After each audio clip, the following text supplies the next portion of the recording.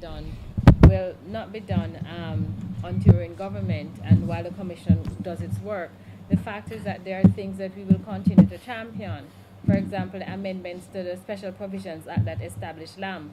As the leader of opposition said, LAMP was established by the People's National Party administration, and there are challenges with its application, issues of generational land, issues of subdivision approval, and the requirement of the ones. But how do you deal with those issues?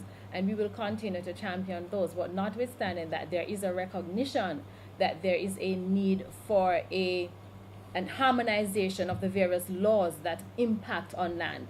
So for example, when you look at subdivision, there's a requirement that there are certain things that need to be in place for one to get a subdivision approval. The fact of the matter is that most persons simply cannot either afford the subdivision or they can't meet the requirements. And so the commission, therefore, will be, one of the tasks will be to look at these issues and make recommendations to see how we can deal with these things, particularly to help persons who need land ownership but simply can't afford, whether because it's a survey, the cost of the survey, or because of the requirements on the existing laws. Yes? And as the leader of opposition said, one of the things, of course, that we will continue to do has to do with how do we look at what exists and how we can make it better. Yes? In the Registration of Titles Act, for example, it speaks about the assurance fund.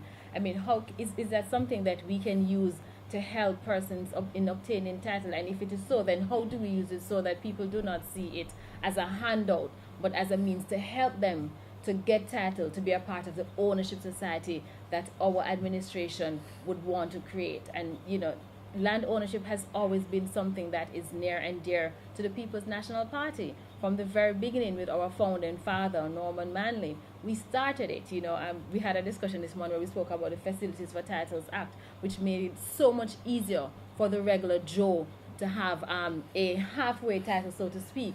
And what it means that if you're in possession for 7 years, then you could easily apply for a certificate of compliance for that for your property. And once you have that, it makes it one step easier to get a title under the Registration of Titles Act. And so these are some of the things that we are aware of, but we know that there are challenges, and the commission will look at all of these provisions and see how we can harmonize them so that at the end of the day, all Jamaicans can own a piece of the land and feel that they have a right to this rock.